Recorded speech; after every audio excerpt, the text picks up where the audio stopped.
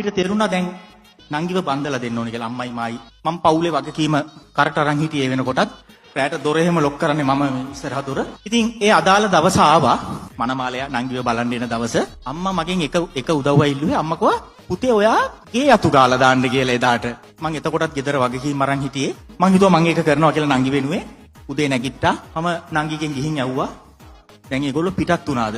ඔව් අයියේ පිටත් වුණා. තව පැය එකමාරක් විතර එයි කිව්වා මෙහෙට එන්න. පැය එකමාරක් කියන්නේ ගේ අතු ගන්න නෙමෙයි ගෙදරක. පිටි කපරාරු කරලා තීන්ත ගන්න වෙලාව. මම එතන සෝෆා එකේ ඇල වුණා. මොකද පොඩි වැඩක් කරන්න තියෙන්නේ.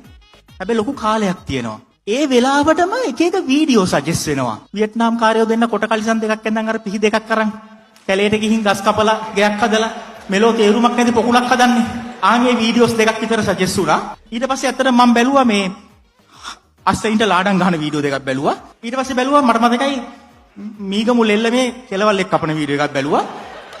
ඊට පස්සේ නංගි මගේ දිහා බලලා අයියේ තව විනාඩි 15යි කියලා. මං කිව්වා හරි. මම මේ වෙලාවේ මගේ යුතුයකම කරන්න ඕනේ පවුල වෙනුවෙන්, නංගි වෙනුවෙන්, නංගිගේ අනාගතය වෙනුවෙන්.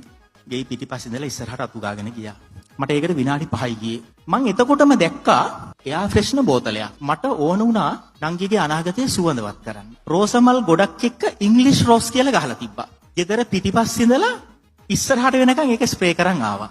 මම ඒක ගහලා ඉවර කරා. එතකොටම මනමාල පාර්ශවය ආවා. ඒ බෝතලේ තිබ්බේ භූමි තෙල්. අම්මා ඇහුවා තව ඉතුරුද කියලා.